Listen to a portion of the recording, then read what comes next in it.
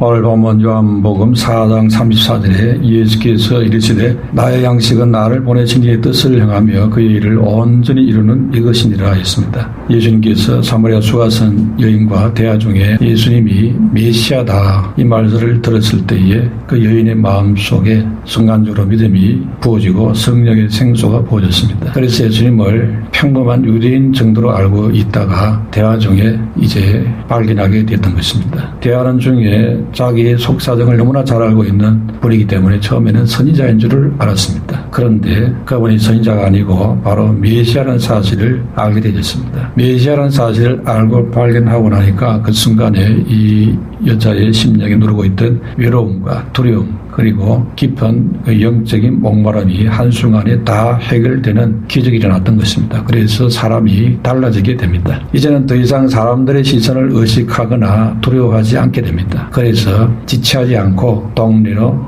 들어가서 그리스도를 만났다고 동네 사람들에게 크게 외치면서 전도하게 되는 것입니다. 이 전도하는 행위 자체가 벌써 이 여자는 치유가 일어났다는 증거가 되는 것입니다. 동네 사람들이 상상할 수 없는 행동을 했던 것입니다. 그래서 동네 사람들에게 뭐라고 말했습니까? 내가 행한 모든 일을 내게 말한 사람을 와서 보라. 이는 그리스도가 아니냐 했습니다. 이 말을 들은 동네 사람들이 이 사마리아 여자가 평소에 안 하던 행동과 말을 하니까 그게 더 신기했습니다. 그래서 도대체 누가 저렇게 사람을 바꿔놨느냐? 과연 그분이 그리스도가 맞느냐 이런 마음을 갖고 이 여자의 말을 듣고 예수님께 나오게 되게 됩니다. 그리고는 예수님께 직접 이제 말씀을 듣습니다. 그래서 이 여인의 전도로 복음을 접한 많은 사마리아 사람들이 예수님 말씀 앞에 믿는 역사가 일어나게 되는 것입니다. 이렇게 예수 믿으면은 가치관이 바뀌고 시각이 바뀌는 것입니다. 그리고 세상 보는 눈도 달라지고 세상 살아가는 방법도 달라지게 되는 것입니다. 예수님의 시각과 우리의 시각이 같지 않습니다. 예수님은 35절에 너희는 넉 달이 지나야 추수할 때가 이르겠다 하지 아니하느냐. 그러나 나는 너희에게 이르노니 너희 눈을 들어 밭을 보라 희어져 추수하게 되었도다 했습니다. 예수님께서는 알곡이 고개를 숙이고 서 있듯이 세상을 보니까 추수 때가 되었구나 이렇게 보여줬습니다. 그리고는 회개하고 돌아오는 사람들이 보여줬던 것입니다. 그래서 보통 사람들이 볼 때는 아직 추수 때가 아닌데 이렇게 보고 있는데 예수님께서는 추수 때가 되었다 이렇게 영안으로 보신 것입니다. 첫 번째로 예수 믿으면은 새로운 양식이 생기게 됩니다. 아버지 하나님의 뜻을 행하는 것이 내게 양식이다. 예수님 이렇게 말했습니다. 34절 보면은 예수께서 이르시되 나의 양식은 나를 보내신 이의 뜻을 행하며 그의 일을 온전히 이루는 이것이니라 했습니다. 예수님이 수가성 여인을 구하는 것이 하나님의 뜻이었습니다. 그래서 남들은 손가락질하고 부정하게 여기는 여자지만은 예수님은 그 영혼을 구하는 것이 하나님의 뜻이기 때문에 굳이 사마리아 지역으로 찾아가셨던 것입니다. 그리고는 이 사명을 수행을 함으로써 주님께서는 하나님의 뜻을 이뤘습니다. 그런데 제자들은 양식을 구하러 동네에 갔다가 돌아와 보니까 예수님이 여자를 만나 대화를 하고 있습니다. 그래서 어떤 상황인지 이해가 되지를 않았습니다. 그런데 예수님께 하시는 말씀이 내게는 새로운 양식이 있다 이렇게 말씀하니까 제자들이 누가 양식을 갖다 드렸느냐 이렇게 이제 육적으로 이해를 하게 되지요. 육의 양식은 먹으면 또 배가 고프고 또 먹어야 됩니다. 그러나 영의 양식 하늘의 양식은 먹으면은 영원히 배고프지 않고 목마르지 않는 그런 은혜가 임하게 되는 것입니다. 육의 양식과 다른 양식이 예수님께 있다는 것입니다. 이 수가성 여인도 예수님을 만남으로 그 영혼의 만족을 체험하게 되는 것입니다. 그래서 이 여인이 육신의 목마름 때문에 이제 우물가에 나오는 것이 너무너무 부담이 되고 힘들었지만은 그래도 목마름 때문에 나오지 않을 수 없어서 그 더운 때학볕의 대낮에 사람이 없는 그것을 피해서 찾아왔습니다. 그런데 여자가 예수님을 만나고는 육신의 그 목마름보다 더 중요한 목마름의 문제를 해결을 보게 됩니다. 그래서 물동이를 버려두고 동네로 달려갔던 것입니다. 예수님을 전하는 이것은 그 속에서 솟아나는 샘솟듯 하는 그런 더 큰 기쁨을 준다는 것을 체험하게 되는 것입니다. 그래서 이 여자는 예수님이 주시는 영원히 목마르지 않는 생수를 맛보게 되는 것입니다. 그 안에서 샘솟듯 흘러나오는 기쁨을 체험하게 되는 것입니다. 그래서 이 사마리아 여인은 생수의 기쁨으로 이제는 부끄러움도 없고 이제는 눌림도 없고 두려움도 다 사라져버렸습니다. 그래서 동네로 달려갔던 것입니다. 그전에는 동네 사람들이 너무너무 부담이 됐는데 이제 그런 것이 다 사라져버렸습니다. 우리도 복음의 만족, 복음을 전하는 기쁨, 이것을 체험하게 되면 이 사마리아 여인의 체험을 알 수 있게 되는 것입니다. 즉 영혼의 만족이 오는 그런 기쁨을 알게 되는 것이고 이것은 우리에게 평안을 가져다 주는 것입니다. 우리는 가끔 엉뚱한 생각을 합니다. 놀고 먹는 사람들이 얼마나 행복할까 이런 생각을 합니다. 돈 많은 부모 만나서 유학 가서 공부하고 그리고 재산을 상속받아서 골프나 치고 여행이나 다니고 있으니 참 부럽다 이런 생각을 많이 합니다. 그러면서 나는 왜 가난한 부모를 만나서 이렇게 고생만 하고 있느냐, 남편이라도 잘 만났어야 하는데 가난한 사람 만나서 여행은 고사하고 2, 3만 실컷 다니고 있다 이렇게 생각합니다. 그러나 그런 생각은 짧은 생각입니다. 진정한 만족은 돈에 있는 것이 아닙니다. 놀고 먹는 데 있는 게 아닌 것입니다. 진정한 만족은 오히려 사명으로 일하는 데 있습니다. 사람의 마음은 참으로 신기합니다. 우리 영혼은 우리가 생각하는 것과 정반대에서 오히려 행복을 느끼는 것입니다. 그래서 노는 사람보다도 일하는 사람에게 오히려 만족이 더 큽니다. 공부 열심히 하는 학생이 오히려 빈둥빈둥 노는 학생보다도 만족이 더 많습니다. 자수성가한 사람이 부모 재산 물려받은 사람보다도 훨씬 만족된 삶을 사는 것입니다. 남을 돕는 사람이 남의 도움을 받는 사람보다도 훨씬 더 행복하고 기쁘게 살아간다는 것입니다. 그리고 남을 섬기는 사람이 섬김 받는 사람보다도 훨씬 행복하다는 것입니다. 전도하는 사람이 전도 받는 사람보다 더 만족하는 것입니다. 그리고 기도하고 말씀을 실천하는 사람이 맨손으로 교회만 왔다 갔다 하는 사람보다도 훨씬 더 만족하게 사는 것입니다.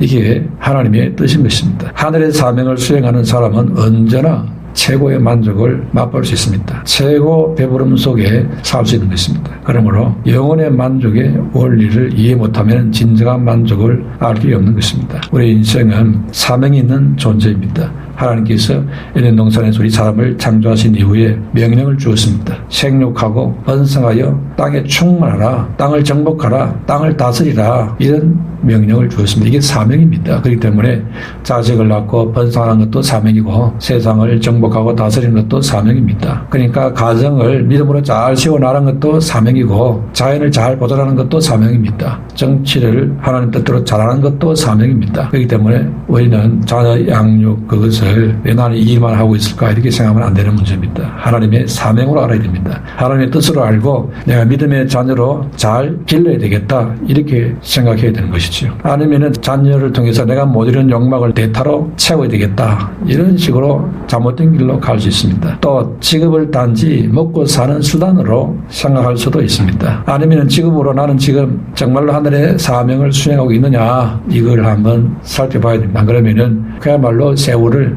헛송하는 사람이 될 수 있습니다. 내 이 몸이 하나님의 것인 줄 알고 건강관리를 잘하는 것도 이게 사명이 되는 것입니다. 아니면 그저 분명한 사명도 목적도 없으면서 그냥 길게 오래 살고 싶어서 온갖 보양식만 먹고 이렇게 하는 것은 하나님의 뜻과 사명과 전혀 상관이 없는 것입니다. 그래서 우리가 세상 살아가는 모든 것이 하늘의 사명을 받은 것이라는 것입니다. 그러므로 모든 것이 하나님의 뜻을 물어야 됩니다. 그래야 진정한 만족이 오는 것입니다. 예수님은 35절에 너희 눈을 들어 밭을 보라 휘어져 추수하게 되었도다 했습니다. 그러므로 우리 인생을 하나님의 사명으로 살아야 한다는 것입니다. 그래야 진정한 만족이 있는 것입니다. 그리고 내 인생에 주신 이 사명의 눈을 떠야 하는 것입니다. 주님께서 뭐라고 했습니까? 35절에 너희 눈을 들어 밭을 보라 했습니다. 눈을 들어서 보라 이 말이지요. 즉 눈을 들어서 사명의 밭을 보라 이 말입니다. 하나님의 뜻을 받들어서 내가 해야 될 사명의 현장을 바라보라는 것입니다. 농부에게는 밭이 사명의 일터입니다.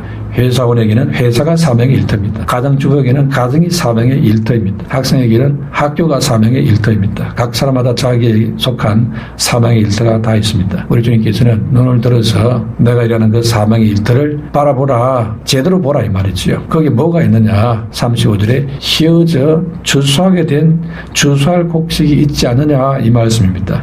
그것을 보는 눈을 가지라는 것입니다. 35절에 휘어졌다는 것은 무르겠다는 것입니다. 요즘은 대면하기 어려운 팬데믹 상황입니다. 그러나 문자나 전화나 동영상을 보내서 복음을 전할 수 있도록 할 수 있는 기회가 훨씬 많은 시대가 되었습니다. 별로 힘든 일도 아닙니다. 조금만 수고하면은 그냥 동영상 메시지를 사람들에게 친구에게 얼마든지 보낼 수 있습니다. 그 조그만 수고도 못한다면은 우리가 과연 헤어져 주사를 밭을 보라 이걸 알고 있다고 말할 수 있겠느냐 스스로에게 반문해야 하는 것입니다. 헤어져 무릎 이런 심정이 있는데 저들에게 성령의 역사를 나고 저들의 말씀을 받고 하나님의 역사할 수 있도록 내가 부족하지만은 한 모퉁이를 감당하겠다는 마음을 갖고 기도하고 순종한다면은 하나님께서는 그 작은 순종을 통해서 역사하시는 것입니다. 그래서 그 순종을 통해서 생명의 강이 흘러가고 생명의 빛이 들어가는 것입니다. 인간의 생각으로 어렵다, 이게 되겠나 이런 식으로 생각하지 말아야 됩니다. 주님의 시각으로 봐야 됩니다. 눈을 들어보면은 가을이구나, 아직까지 곡식들이 익지 않았네, 한 달 더 있어야 추수하겠네 이런 식으로 봅니다. 우리 주님께서는 눈을 들어 밭을 보라, 헤어져 추수할 곡식 있지 않느냐 이렇게 말했습니다. 그냥 보지 말라 이거죠. 눈에 보이는 걸 보지 말고 하나님의 뜻이 어디느냐 이걸 보라 이 말입니다. 그러면은 하나님의 시각으로 하나님의 뜻이 보이게 된다는 것입니다. 그럴 때에 진정한 하늘의 주수꾼이 될 수가 있는 것입니다. 그래서 우리는 우선 믿음으로 순종해야 하는 것입니다. 고린도전서 1장 21절에 하나님께서 전도에 미련한 것으로 믿는 자들을 구원하시기를 기뻐하셨도다 했습니다. 그리고 시편 126편 6절에 눈물을 흘리며 씨를 뿌린 자는 기쁨으로 거두어주다. 울며 씨를 뿌리러 나가는 자는 정령 기쁨으로 단을 가지고 오리라 했습니다. 그러므로 믿음으로 도전하고 순종하게 되시기를 축원합니다. 또 번째로 예수 믿으면 하나님의 자녀로서의 자신감이 생겨서 당당해집니다. 29절에 이수가 성여인이 내가 행한 모든 일을 내게 말한 사람을 와서 보라, 이는 그리스도가 아니냐 하니 했습니다. 사마리아 여인이 예수님을 만나서 예수의 말씀을 듣는 순간 그 마음속에 영원한 생명의 역사가 들어갑니다. 그래서 이 여자가 그 확신을 다른 사람에게 전해주고 싶은 마음이 생기게 됩니다. 그래서 마음이 달라지게 된 것이지요. 그동안에는 대인기피증이 있고 대인공포증이 있었습니다. 그런데 예수님 말씀을 듣는 순간적으로 그게 없어져 버렸습니다. 조금 전까지만 해도 동네 사람들을 대하고 싶지 않았습니다. 그래서 사람 없는 시간을 피해서 우물가에 나온 사람입니다. 그런데 예수님과 대화를 몇 마디 나누는데 갑자기 마음이 달라져 버렸습니다. 우울증이 없어졌습니다. 대인기피증, 대인공포증이 갑자기 어디로 도망갔는지 없어지고는 다음되어 버렸습니다. 사람을 피하던 사람이 도리어 기쁨으로 사람을 만나러 가겠다고 달려가는 것입니다. 왜 이렇습니까? 이 여자는 이제 다른 사람에게 줄 수 있는 것이 생겼기 때문에 그렇습니다. 외롭고 사람을 두려워하던 이 사마리아 여인에게 갑자기 생긴 넘치는 기쁨과 감사가 있었기 때문에 이것을 말하고 싶었던 것이죠. 그래서 그리스도 때문임을 증가하고 싶었던 것입니다. 내가 그리스도라는 사람 만났는데 내가 바뀌었다, 이상해졌다, 좋은 변화가 왔다, 당신들 한번 와서 이분을 만나보라, 엄청난 변화가 올 것이다, 이런 것이죠. 세상이 모르는 하늘의 기쁨을 소개하고 증가하고 나눌 수 있는 그런 분을 지금 소개하고 싶었던 것입니다. 여러분 평생에 다른 사람에게 기쁜 것을 줄 수 있다면 이것은 큰 축복인 것입니다. 주머니 속에 손을 넣었을 때에 허전하게 빈손으로 꺼내는 일이 없기를 주 이름으로 축원합니다. 무엇인가 남에게 주기 위해서 창고문을 열었을 때에 빈 창고가 보여지면서 허전하고 망연하게 다시 창고문을 닫는 일이 없어야 됩니다. 풍성한 창고가 되시기를 축원합니다. 돈이 많아야 되느냐? 돈보다 더 중요한 것이 있습니다. 복음의 창고, 기쁨의 창고, 행복의 창고, 이것만 있으면 충분한 것입니다. 얼마든지 날마다 다른 사람에게 줄 수 있는 것입니다. 이 사마리 여인이 바로 그렇게 변화가 왔다는 것이죠. 그러면은 더 이상 사람이 두렵지 않고 사람 만나는 것이 이제는 기쁘고 감사하게 되는 것입니다. 무엇인가 내가 그들에게 줄 것이 있고 그리고 기쁘고 감격스럽게 만들어줄 자신이 있기 때문에 사람 만나는 것이 즐거운 것이죠. 이것이 바로 예수 그리스도의 복음인 것입니다. 사마리아 여인이 그랬던 것입니다. 그래서 어렵고 자신감이 없던 그런 사람이었는데 그리스도를 만나고 나서 이 여자는 모든 것이 바뀌었습니다. 그러므로 예수 그리스도의 복음을 전하지 않을 수 없었던 것입니다. 자신의 체험을 근거로 해서 동네 사람들을 찾아갔을 뿐 아니라 그들에게 자신 있게 예수님을 소개했던 것입니다. 왜 그렇습니까? 내가 체험을 했으니까 그 전도가 아주 강력했습니다. 예수 믿고 내 마음에 기쁨이 들어오고 은혜가 들어오고 감격이 들어와 버렸습니다. 이것을 소개하는 것은 어렵지가 않습니다. 자신감이 생긴 것입니다. 그래서 물통이를 버려두고 동네에 뛰어 들어갔던 것이죠. 혹시 사마리아 여인처럼 다른 사람과 비교해서 사람을 기피하고 자신이 얻은 과거 때문에 사람 만나게 두려운 것이 있다면 예수 그리스도를 만나야 되는 것입니다. 그러면은 거기에서 자유를 맛보게 됩니다. 예수 그리스도를 제대로 만나야 됩니다. 제대로 안 만나면은 거기서 빠져나올 수가 없습니다. 제대로 만나면은 구원의 절대적인 기쁨을 주님께로부터 받게 되는 것입니다. 그게 없으면은 주님께 구하면은 주십니다. 야고보 1장 5절에 모든 사람에게 후히 주시고 꾸짖지 아니하시는 하나님께 구하라 그랬습니다. 그러면은 부어 주신다는 것입니다. 주님이 주시는 이 기쁨은 절대적인 것입니다. 세상 어떤 것과 비교할 수 없는 것입니다. 내 영혼에 부어진 이 구원의 절대적인 기쁨은 모든 것을 다 이길 수 있습니다. 어떻게 이깁니까? 바울은 고백했습니다. 빌립보 4장 12절에 비천에도 처할 줄 알고 풍부에도 처할 줄 알고 일체 비결을 다 배웠다 이런 고백을 했습니다. 어떤 것을 갖다 대도 다 이길 수 있다 이 말입니다. 그게 바로 예수 그리스도를 통해서 부어지는 절대적인 기쁨인 것입니다. 그러면 이 예수 그리스도를 어떻게 만날 수 있습니까? 이 사마리아 여인은 육신이 입고 오신 예수님을 직접 만났습니다. 그런데 우리는 어떻게 예수님을 만날 수가 있겠느냐? 오늘날에는 예수님께서 말씀으로 우리를 찾아오시는 것입니다. 그래서 우리는 하나님의 말씀을 받아들이면 되는 것입니다. 요한복음 1장 14절에 말씀이 육신이 되어 우리 가운데 거하시며 했습니다. 말씀이신 하나님이 바로 예수님입니다. 그러므로 말씀을 받아들이면은 그 말씀은 히브리서 4장 12절 말씀에 하나님의 말씀은 살아있고 활력이 있어 좌우의 날선 어떤 검보다도 예리하여 혼과 영과 및 관절과 골수를 찔러 쪼개기까지 하며 또 마음의 생각과 뜻을 판단하시나니 했습니다. 하나님의 말씀은 살아있기 때문에 그 말씀을 내가 받아들이기만 하면은 내 안에서 하나님이 직접 역사하신다는 것입니다. 막 찔러 쪼개고 하여튼 맞도록 역사하신다는 것입니다. 마치 약을 먹는 것 같습니다. 두통약을 먹으면은 머리가 안 아프게 됩니다. 소화제를 먹으면은 소화가 잘 됩니다. 그와 같이 하나님의 말씀을 내가 인정하고 받아들이면은 내 심령에 맞는 치료가 일어나도록 주님이 역사하시는 것입니다. 그래서 우리가 설교의 말씀을 받을 때 마음의 문을 열고 들으면은 그 말씀이 내 혼과 영과 및 관절과 골수를 찔러 쪼개신다는 것입니다. 선포되는 말씀을 아멘으로 받아들이면은 그 말씀이 내 심령에 하나님의 생각을 심어주고 그 말씀이 내 심령에 하나님의 말씀을 전달해 줍니다. 내가 어떻게 살아야 될 것인가 이걸 알게 해주시는 것입니다. 이것이 바로 예수님을 만나는 것입니다. 그렇기 때문에 우리 하나님의 말씀에 아멘으로 동의하는 것이 아주 중요한 것입니다. 하나님의 말씀을 인정하는 것이 필요하다는 것이죠. 그래서 말씀 받을 때는 믿음으로 아멘하는 것입니다. 다시 한번 강조하지만은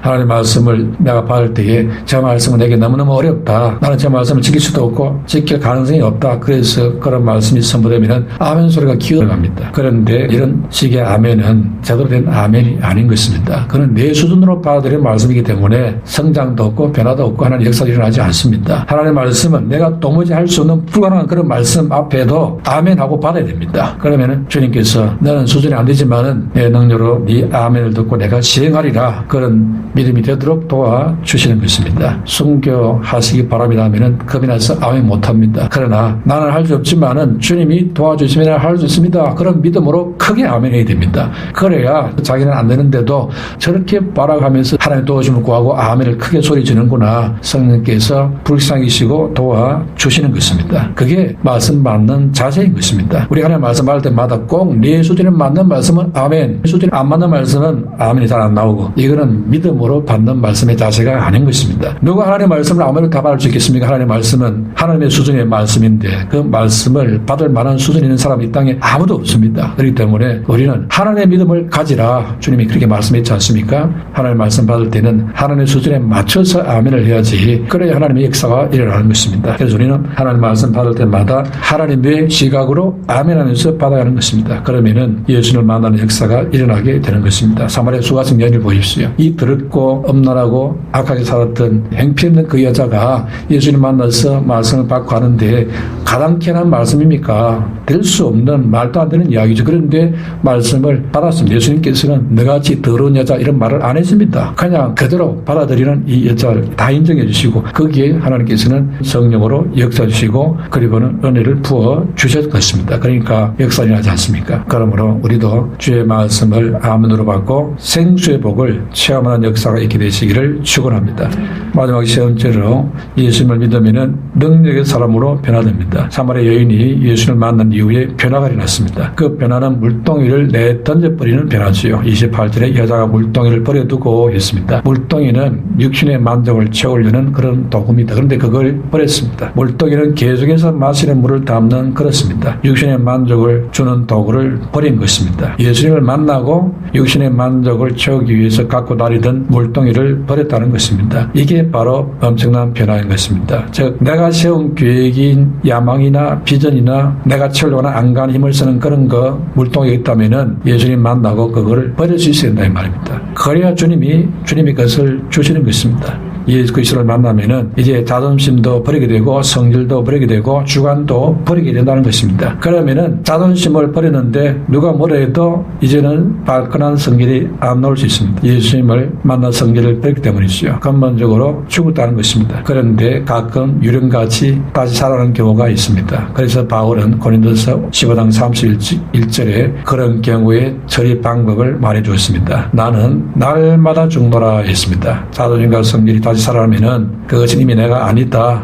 옛사람일 뿐이다. 이미 나는 장사되었다 죽었다 이러면서 날마다 죽노라고 죽음을 선포한다는 겁니다. 어디에서? 십자가에서 못 박혀 죽었다는 것입니다. 로마서 6장 6절에 우리가 알거니와 우리의 옛사람이 예수와 함께 십자가에 못 박힌 것은 제 몸이 죽어 다시는 우리가 제게 종로로 타지 아니하려 함이니 했습니다. 그러니까 제 종로로 타게 하려고 내 성질을 북돋아 가지고는 자꾸 나를 죄로 끌고 가려고 할 때에 다시는 제 종로로 안 하기 위해서 우리는 다시 십자가에 올라가 버린 겁니다. 나는 이미 십자가에 죽었다 이걸 선포하는 것이죠. 죽었는데 왜 자꾸 살아서 나오느냐 이렇게 하라는 것입니다. 이렇게 거듭난 새사람은 옛사람의 명령이 나오면은 말씀으로 나의 옛사람이 예수와 함께 십자가에 못 박혀 죽었다 이것을 선언하고 주장을 해야 된다는 것입니다. 그리고는 이제 나는 거듭나 성령의 생수로 모든 것이 새로워진 새사람이다 이것을 주장하고 선포하고 믿고 주의 은혜를 구하고 해야 하는 것입니다. 이렇게 되어질 때 주님이 다시 은혜를 주셔서 내 옛사람이 십자가에 못 박인 것이 다시 확실하게 됩니다. 그리고 새사람이 살아서 역사하도록 도와주시는 것입니다.